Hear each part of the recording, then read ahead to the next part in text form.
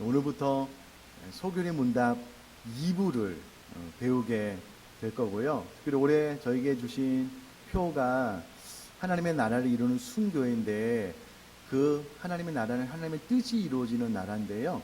하나님의 뜻에 대해서 하반기 소규리 문답 교리를 통해서 잘 배울 수 있을 것 같습니다. 우선 좀 1부를 간단하게 복습을 해보면은요. 1부 1문에서 사람의 제일 되는 목적, 존재 이유가 무엇입니까? 라고 질문을 하고 난 다음에 그것은 하나님을 영화롭게 하는 것, 그리고 영원토록 그분을 즐거워하는 것임을 배웠습니다. 그럼 우리가 어떻게 하나님을 영화롭게 하고 어떻게 하나님을 즐겁게 할 수 있습니까? 하나님을 즐길 수가 있습니까? 라고 했을 때 이어서 그것은 성경에 기록이 되었다라는 것을 이문을 통해서 배웠습니다. 그러면 아마 다 기억에 남으실 것 같고요. 그러면 성경에 하나님 뜻이 계시가 되었다면 그 계시는 도대체 무엇입니까? 라고 했을 때에 그 계시, 하나님께서 열어서 보여주신 뜻, 그리고 성경의 압축, 요약이 무엇이냐면 바로 도덕법 10계명이다 라고 할 수가 있는 겁니다. 그래서 다음 주가 지나면은요, 3주 뒤부터 이 도덕법 10계명에 대해서 한 계명 한 계명 구체적으로 살펴보게 될 텐데, 오늘은 이렇게 10계명을 좀 접하기 전에 이번 주 다음 주 서론격으로 우리가 갖고 있는 오해들, 또 어떤 태도로 이 10계명 도덕법을 받아야 될지에 대해서 오늘 좀 설교가 좀 무난합니다. 좀 평탄한데 그래도 조목조목 잘 설명을 좀 해보려고 합니다. 우리 사람이 어떻게 살아야 될까요? 라고 질문을 던졌을 때에 그 성경은 도덕법, 하나님의 계시된 이 10계명의 원리에 따라서 살아야 된다라고 설명을 해주고 있는데요. 39문은 이렇게 이야기를 합니다. 질문을 합니다. 하나님께서 무슨 의무를 사람에게 요구하시나요? 이렇게 질문하고 난 다음에요, 대답이 이렇습니다. 하나님께서 사람에게 요구하시는 의무는 그가 나타내신 뜻대로 순종하는 것입니다. 하나님께서 우리에게 무슨 의무를 요구하십니까? 라고 했을 때에 나타나신 뜻에 순종하는 것을 요구한다 라고 질문하고 대답을 합니다. 그랬더니 이어서 40문에는 하나님께서 사람에게 그의 순종의 규칙으로서 처음 나타내신 것이 무엇인가요?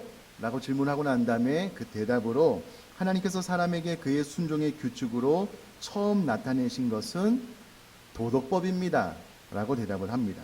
39문, 40문을 붙여서 질문과 대답을 해보면은요, 하나님께서 우리 사람에게 의무를, 어떤 의무를 요구하시나요? 라고 했을 때에 그에 나타나신 뜻에 순종하는 것을 요구하십니다. 그럼 그에 나타나신 뜻이 무엇입니까?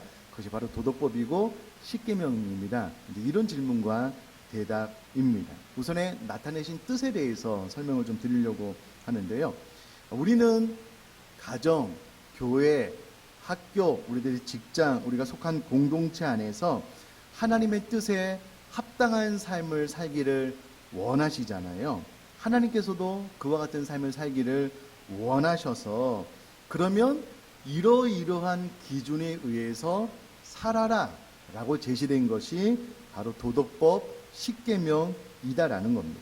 이 같은 것이 왜 중요하냐면, 우선에는 우리가 그 신적인 존재를 생각을 할 때는요, 그 신은 우리 사람과 너무 멀리 있다, 그래서 가까이 하기에는 너무 멋진 신적인 존재다라고 생각을 할 수가 있는데, 성경은 전혀 그렇게 이야기하고 있지 않습니다. 오히려 임마누엘, 우리와 함께 하시고요, 우리 귓전에 내 뜻은 이거다, 내 마음은 이거다라고 알려주시는, 친절하시고 우리 인생에 가까이, 심지어는 우리 안에 내재해 계시는 성령님 하나님이다라고 성경은 이야기를 하고 있고요. 그에 대한 증거로 우리가 이해할 수 있도록 너무나도 분명하게 문서로 하나님의 뜻을 우리에게 계시해 주셨는데, 그것이 도덕법 10계명이다라고 이야기를 해주고 있는 겁니다. 그러면서 10계명을 우리에게 주시면서요, 우리가 행해야 될 의무는 이 계시된 뜻을 알고 순종하는 것이다라고 이야기를 하고 있는데, 특별히 순종을 요구하실 때에 느낌이 있거든요. 어감이 있거든요. 우리가 자녀들에게 무엇인가를 부탁하고 요구할 때에, 야, 너 엄마 아빠 말 안 들으면 내가 너 두 눈을 그냥 확 찔러버릴 거야, 이렇게 이야기하는 것과, 야, 요렇게 하면 너도 행복하고 나도 행복해, 우리 가정의 평화를 위해서 요런 규칙은 서로 좀 잘 지키자, 이 어감이 다르잖아요. 마찬가지로 십계명이 우리에게 주어질 때에 하나님께서는 우리에게 정말 우리를 인격적인 존재로 대하셔서 자발적인 순종을 원하시는 그와 같은 방법으로 이 십계명을 우리에게 주셨기 때문에 우리가 안 지킬 수도 있어요. 그러나 하나님은 자발적으로 자원하는 마음으로 즐거이 순종할 것을 기대하시면서 이 계시의 말씀을 우리에게 주셨다라는 겁니다. 자, 그 다음에 순종의 법칙으로서 이제 도덕법을 주셨는데, 이거는 참 중요합니다. 하나님께서 도덕법을 주실 때에 이것이 너희를 향한 나의 계시, 나의 뜻, 나의 기준이다 라고 주셨기 때문에 우리가 이후로 배울 도덕법 10계명은요, 앞으로 우리들이 생각할 때, 우리들이 말할 때, 우리들이 행동할 때에 우리들의 삶의 전 영역에서 철저한 기준, 틀이 되어져야 된다라는 겁니다. 특별히 우리 믿는 사람들은요, 이미 계시된 이 도덕법 10계명을 통하여서 우리들의 생각, 말, 행동을 제한할 필요가 있고요. 이미 계시된 이 도덕법으로 인하여 내가 생각하는 것도, 말하는 것도, 행동하는 것도, 쉽게 말하면 우리들의 세계관 자체가 이 계시된 도덕법 안에서 흘러가게 될 것을 하나님께서 기대하셨기 때문에 우리가 그와 같은 삶을 살아야 된다라는 겁니다. 다시 한번 이야기하면은요, 우리 사람은 그냥 멋대로 사는 존재로 지어지지 않았습니다. 하나님의 뜻에 순종하면서 살아야 되는 존재로 지어졌는데, 그 하나님의 뜻이 무엇인지 알려주시려고 도덕법을 주셨기 때문에 이 도덕법 10계명을 통한 하나님의 뜻을 알게 되고 그것을 준행함으로써 하나님을 즐기고 하나님을 영화롭게 하는 삶을 살아가야 된다라는 겁니다. 저는 제 아내를 참 사랑하는데요, 연애할 때 지금도 마찬가지지만 그때 참 많이 사랑했던 것 같아요. 근데 제가 그때 무슨 생각을 하나 했냐면, 다 그런 건 아니지만 저는 좀 무뎌요. 상대방이 뭘 원하는지 잘 몰라요. 그리고 좀 다 그런 것은 아니지만 좀 여자분들이 좀 이렇게 변화무쌍할 때가 있잖아요. 그래서 제가 제 아내를 참 사랑하는데, 그래서 제 아내를 정말 기쁘게 해주고 싶은데 때로는 그게 뭔지 잘 모를 때가 있어요. 어떨 때는 좋아하는데 어떨 때는 싫어해요. 이게 뭐지? 제가 무슨 생각을 했냐면, 아예 1번부터 10번까지 내가 좋아하는 것을 쭉 적어주면 나는 교과서와 같은 사람이기 때문에 그대로 해서 우리 아내를 기쁘게 해주면 좋겠다, 그런 생각을 한 적이 있어요. 진짜. 근데 저는 이 10계명이 그래서 너무 좋아요. 너무 좋아요. 하나님께서 너희들이 나를 영화롭게 하고 나를 좀 즐거워했으면 좋겠다, 너희들이 연구해봐라, 이렇게 하지 않고요, 하나님께서 정확하게 도장으로 찍듯이 딱 찍어서 내가 원하는 나를 영화롭게 하고 나를 즐겁게 하는 건 너희들의 삶을 진짜 복되고 거룩하게 가꾸는 방법은 이 10가지를 준행하는 거다라고 딱 주셨어요. 이 10계명이 너무 감사해요. 하나님을 영화롭게 하고 하나님을 기쁘시게 하는데 우리가 딴 데 막 세상 학문을 연구할 필요가 없어요. 여기 딱 펼쳐보면 10가지가 다 나와 있어요. 그래서 이 10계명이 뭔가 우리를 좀 구속하고 우리를 억압하는 방법으로 주어진 것이 아니고, 우리가 하나님을 더 사랑하고 또 하나님을 즐거워하는 방법으로 구체적이고 명확하게 우리에게 주어진 하나님의 법칙이다라고 그렇게 이해를 하시면 좋겠습니다. 뿐만 아니라 하나님께서 이렇게 10계명을 주실 때에 앞서 말씀드렸다시피 자발적인 순종을 통하여 이 말씀을 준행하기를 원하셨는데요, 가장 모범이 되시는 분은 예수님이시죠. 예수님 이 땅에 살면서요, 단 한 번도 예수님은 자신의 뜻, 의지대로 삶을 살지 않았습니다. 늘 기도함으로 아버지의 뜻을 묻고요, 아버지의 뜻을 발견하면 순종하는 삶을 살았기 때문에 10계명도 마찬가지입니다. 정확하게 이것이 계시된 너희를 향한 나의 법이고 규칙이다라고 10계명을 주셨기 때문에 우리가 이 말씀을 배움으로 인하여 하나님의 기준을 알게 되고요, 그 기준대로 우리들의 삶을 살아갈 때에 예수님처럼 자원하는 마음으로 또 즐겨 순종함으로 하나님을 영광스럽게 해드리게 하는 저 여러분 될 수 있기를 간절히 바랍니다. 자, 근데 여러분, 우리가 또 오해하는 것이 무엇이냐면 십계명이 10가지 규칙이다라고 생각을 하니까 이게 자꾸 우리를 이렇게 제약하는 것 같아요. 우리를 구속하고 어디 얽매이게 하는 것 같아요. 자유롭지 못하게 우리를 묶어두는 듯하는 그런 느낌을 받는데 다 오해입니다. 그렇지 않습니다. 자, 도덕법, 십계명의 핵심적인 가치가 무엇인지 우리가 읽은 본문에 구체적으로 잘 설명이 되어 있습니다. 제가 오늘 읽은 본문 다시 한번 읽어볼까요? 마태복음 22장 37절로 40절까지 말씀이요. 예수께서 이르시되 내 마음을 다하고 목숨을 다하고 뜻을 다하여 주 너희 하나님을 사랑하라 하셨으니 이것이 크고 첫째 되는 계명이요 둘째도 그와 같으니 내 이웃을 내 자신같이 사랑하라 하셨으니 이 두 계명이 온 율법과 선지자의 강령이니라. 아멘. 저를 한번 봐주시면은요 계속 말씀을 드릴 겁니다. 이후로. 그러나 앞당겨 말씀드리면은요 십계명의 핵심 가치는 이거예요. 하나님을 사랑하라. 그리고 이웃을 사랑하라. 이게 답니다. 핵심 가치 밑에 하나님을 사랑하는 4가지 법칙이 있고요.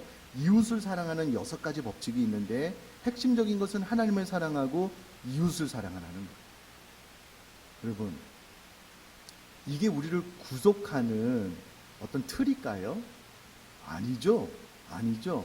우리가 하나님을 정말 사랑하면 하나님 사랑이 우리 가운데 부어져요. 행복한 인생이 될 수가 있고요. 여러분, 지극히 당연한 거잖아요. 근데 이 십계명의 6가지 법칙에 의해서 이웃을 사랑하면요 이웃에게 사랑을 받아요. 그러면 지그시 우리 인생이 행복해질 수밖에 없거든요. 만약에 피해 주지 말고 죄 짓지 말고 타인을 배려하고 사랑하게 되면은요 그 은혜와 사랑이 나에게 다 다가오게 되면 정말 우리 인생을 복되고 행복하게 가꾸는 비결이 이 십계명 안에 있기 때문에 이게 우리를 구속하고 못 살게 구는 것이 아니다라는 겁니다. 일단 그런 오해를 좀 다 내려놓고 십계명의 핵심 가치는 하나님을 사랑하고 이웃을 사랑하는 것이구나 라고 마음속에 잘 새겨놓으시면 좋겠고요. 시편 119편 47절 48절은 이렇게 이야기를 합니다. 내가 사랑하는 주의 계명들을 스스로 즐거워하며 또 내가 사랑하는 주의 계명들을 향하여 내 손을 들고 주의 율례들을 작은 소리로 읊조리이다.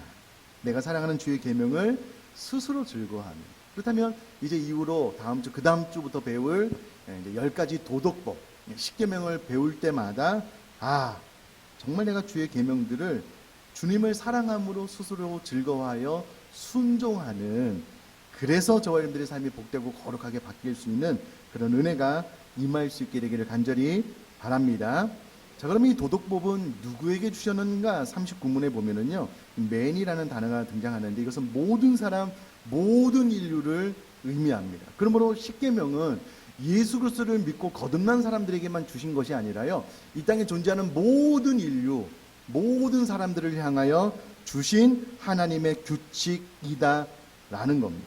그래서 이 영원한 도덕법의 성격을 3가지로 요약해서 말씀을 드리면은요, 도덕법은 첫째로 온 인류에게 주신 것이다 라는 것이고요, 두 번째 포괄적이고 절대적인 개념이다라는 겁니다. 그러니까 이 땅에 존재하는 모든 법을 다 압축하고 혹은 포괄하는 것이고요, 절대적인 개념이기 때문에 변하지 않습니다. 뿐만 아니라 세 번째, 같은 개념인데요, 영영토록 변함이 없는 것입니다. 그러면 십계명이 수천 년 전에 만들어졌는데 대부분 법들은 시대가 바뀌면서 바뀌잖아요. 그러나 십계명은 바뀌지 않습니다. 왜냐하면 이것이 우리를 향한 하나님의 뜻이고 계명, 규칙이기 때문에 그렇습니다.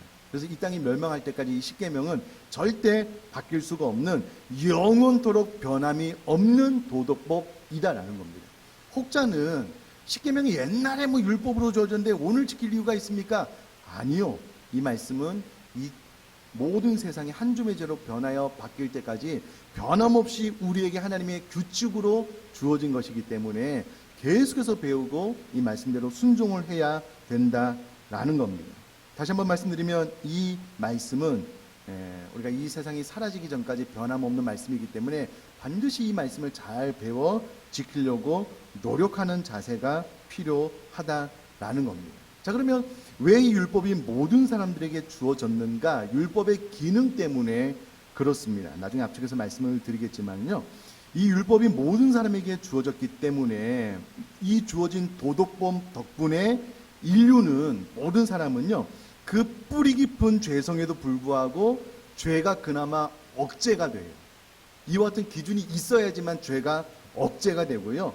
믿지 않는 사람들도 도덕과 양심이 그나마 좀 남아있는데, 이 도덕법을 읽고 들을 때마다 그 양심이 자극을 받아서 더 폐역한 타락으로 가지 않도록 이 도덕법이 좀 이끌어주는 그런 역할을 하고요. 이 도덕법 때문에 그나마 사회가 유지되고 극악무도한 상태로까지 치닫지 않도록 하는 선한 영향력이 있다라는 겁니다. 물론 세상이 너무나도 타락해서 그렇지 않지만 그래도요, 이 도덕법이 선포될 때마다 그래도 극단적으로 가는 죄악을 그나마 이렇게 끌어당길 수 있어요. 예를 하나 들면 제7계명은요, 간음하지 말라라는 명령입니다. 잘 알다시피 우리나라에는 간통죄가 폐지가 됐어요. 법적으로는 간통죄를 죄로 물을 수가 없습니다. 그러나 성경은 분명히 결혼한 사람들 안에서의 성관계를 허용을 했고요. 그 외에는 다 간음이에요. 그리고 성경은 그것이 죄다라고 분명히 이야기를 합니다. 그래서 우리나라도 점점 생각이 좀 바뀐 것 같아요. 정말 뒤집어질 것 같아요. 어떻게 결혼을 했는데 바람을 피우고 그걸 자랑할 수가 있죠? 저는 되게 이해가 안 돼요. 얼마 전에 또 이해가 안 되는 충격적인 이야기를 하나 들었는데요. 브라질에서 지금 열심히 사역하시는 우리 동기 목사님들 오셔서 한번 같이 식사하면서 이제 이야기를 듣는데요. 브라질에 이제 해마다 여러 가지 축제가 있는데 그 중에 하나 축제는 진짜 여신에게 올려드리는 그런 축제인데요. 이 축제 기간 며칠 동안은요, 자유로운 성관계, 자유로운 섹스가 허용이 된대. 에? 그게 무슨 말이냐고, 진짜냐고. 그렇대요. 그래서 그 기간에는요, 예를 들어서 남자가 다른 집 아내랑 그렇게 해도 괜찮대요. 심지어는 자기 아내가요, 나가서 다른 사람을 입에 담기도 힘드네.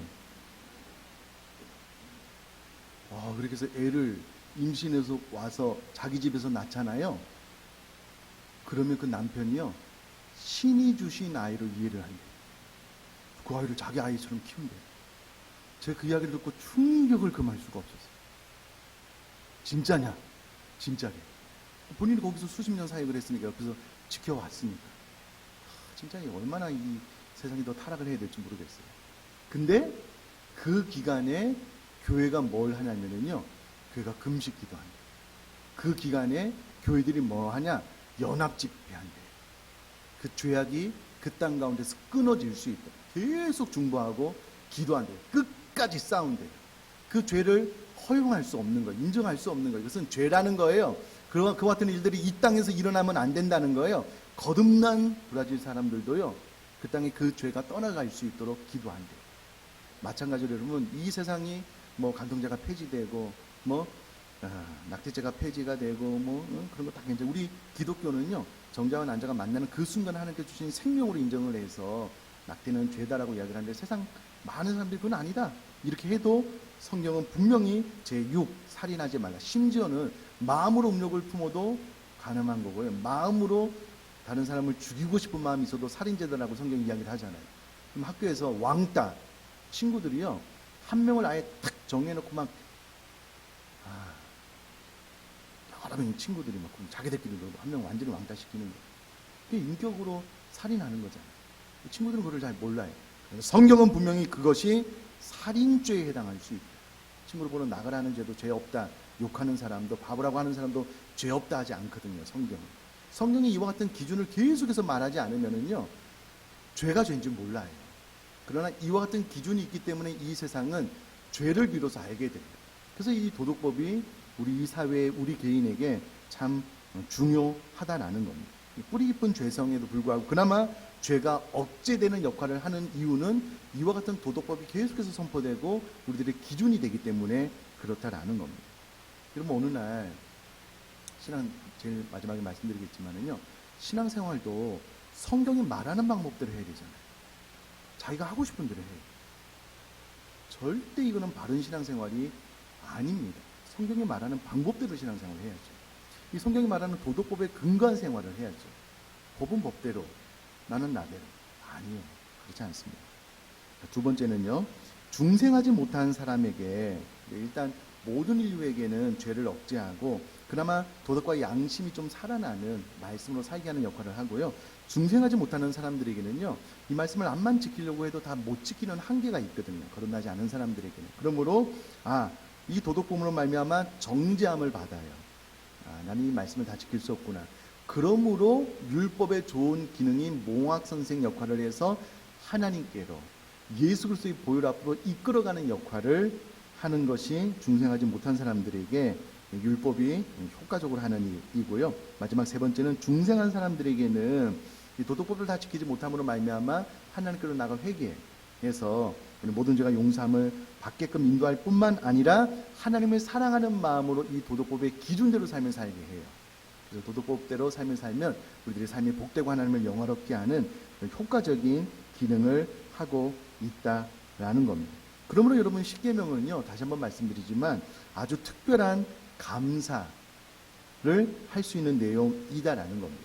자, 이와 같은 내용 칼빈이 율법의 제3사용법이다라고 요약을 해놨어요. 자, 한번 들어보셔요. 이게 참 중요합니다. 율법의 제1용도 죄를 깨닫게 하고 억제하게 한다. 교리문답에 다 나와 있는 거 제가 설명한 거죠.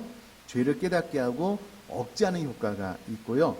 율법의 제2용도 스스로 자신을 어찌할 수 없음을 깨닫고 그리스도에게 눈을 돌리도록 안내한다. 율법대로 삶을 살려고 막 노력해도 안 되거든요. 그러면 어떻게 해야지 살 수 있느냐? 그리스도로께로 나아가 그 보혈로 용서함을 받아야 된다. 그렇고요. 세 번째, 율법의 제3용도는 삶의 규범으로서 거룩을 추구하고 사랑하며 즐거운 마음으로 율법을 따르도록 한다라는 겁니다. 첫 번째는 삶의 규범입니다. 이게 우리들의 규칙이고 기준입니다. 절대 포기할 수 없는, 반드시 이 규칙대로, 이 규범대로 삶을 살 수 있도록 할 뿐만 아니라 이 말씀대로 삶을 살면은요, 우리가 거룩을 추구하게 되고요, 사랑하며 하나님도 사랑하게 되고 결국은 이웃도 사랑하게 되고요, 또 즐거운 마음으로 율법을 따르도록 하는 기능이 있다라는 겁니다. 그렇게 율법을 잘 사용해야 된다는 겁니다. 근데 율법을 잘 사용하지 못하는 경우가 있고 또 그 틈을 타서 사단이 우리를 공격하는 경우가 있는데, 찰스 스펄전 목사님이 이런 말씀을 하셨습니다. 한번 들어보셔요. 너를 겸손케 할 때까지만 죄를 생각하라. 그러나 낙심할 때까지 죄를 생각하지 말라. 자, 이제 제가 마지막 설명을 드릴 테니까 저를 한번 보시면은요. 제가 중학교 2학년 때 수련을 통해서 거듭났는데, 거듭나고 난 다음에 제가 비로소 미워지기 시작했어요. 죄를 지으면 이게 싫은 거예요. 내가 이 나쁜 죄를 지었다. 응? 회개를 했어요. 근데 또 죄를 짓는 거예요. 대표적으로 저도 중학교 2학년 때 처음으로 이제 그런 걸 봤는데요. 유기성 목사님도 한번 그런 설교 하시던데, 어느 날 친구들이 있잖아요. 야한 잡지를 가지고 왔어요. 친구들이 막 때려 모여서 수십 명씩 이렇게 모여서 이렇게 그걸 보는 거예요. 이건 뭐지? 하다가 뜨악 했어요. 처음으로 그런 걸 처음 봤어요. 깜짝 놀랐습니다. 어떻게 그렇게 야한 게 있어요? 교회 와서 기도를 하는데 자꾸 생각이 나는 거예요. 거듭났으니까 회개를 하잖아요. 회개를 하잖아요. 이제 하나님 용서해 주셨다고 거룩한 마음. 친구들이 또 그거 갖고 왔어요. 이제 회개를 하면서 주님을 바라봐야 되는데 회개를 하는데 눈은 절로 가요. 신비한 힘이 있더라고요. 야한 동영상. 보면 안 되는데 궁금하잖아요. 보고 또 회개하고. 이게 이제 여러 번 반복되다 보니까는요. 이게 벼룩도 낯짝이 있지. 자꾸 회개를 못 하겠더라고요. 잘 안 돼요. 나중에는 보니까 내 주변의 친구들도 다 봐요. 교회 다니는 친구들도 다 봐요. 어느 정도 막 인정하려고 해요. 그 갈등들이 참 많았던 것 같아요. 많았던 것 같아요. 지금은 이제 그러지는 않은데. 중요한 거는요. 그렇게 죄를 지으면, 회개하면 성령으로 인하여 예수 그리스도의 보혈로 용서함 받아서 심령이 깨끗하게 되거든요. 자꾸 반복해서 죄를 지으면 이제 이게 회개하기도 좀 부끄러워요. 하나님 앞에 회개를 안 하잖아요. 마음이 굳어져요. 타협하게 돼요. 나 아니고 다른 사람도 다 그렇게 하는데 회개를 하면 기준을 하나님 기준에 맞춰 나가는 건데요.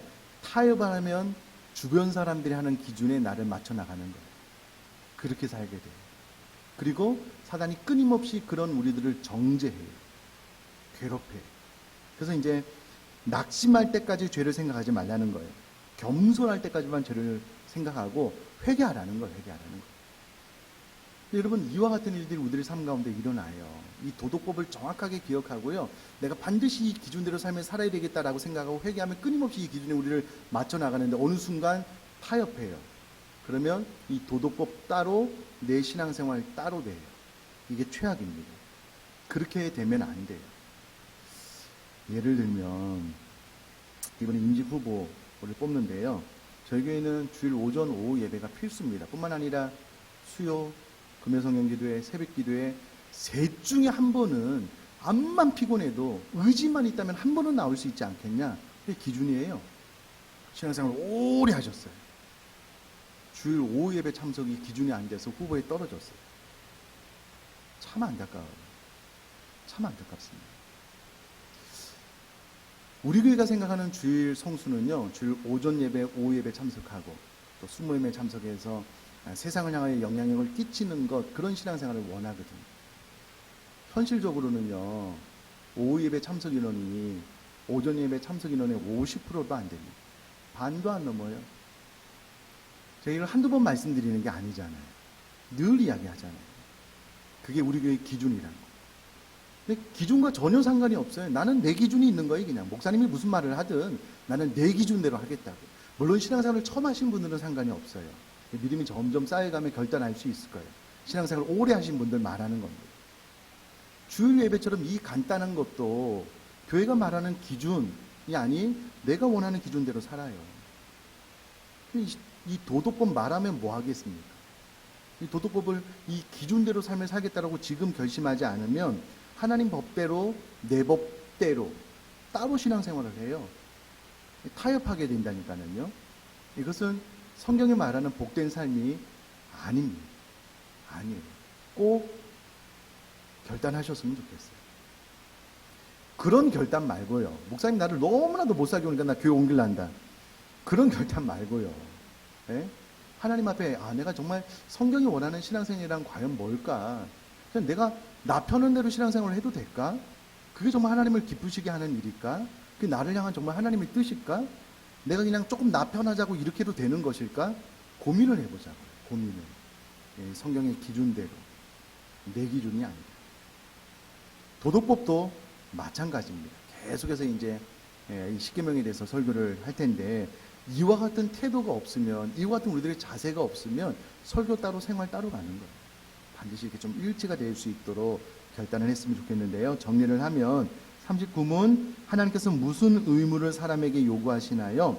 하나님께서 사람에게 요구하시는 의무는 그가 나타내신 뜻대로 순종하는 것입니다. 어렵지 않죠. 40문, 하나님께서 사람에게 그의 순종의 규칙으로서 처음 나타내신 것이 무엇인가요? 하나님께서 사람에게 그의 순종의 규칙으로서 처음 나타낸 것은 도덕법입니다. 십계명입니다. 이것을 우리에게 규칙으로, 기준으로 주셨기 때문에 이제 다음 주 한 번 더 서론을 하고요. 그 다음 주부터 본격적으로 이 말씀을 나눌 텐데, 그럴 때마다 유일한 규칙으로 삼아 말씀대로 삶을 살아가는 저와 여러분 될 수 있기를 주님의 이름으로 축복합니다.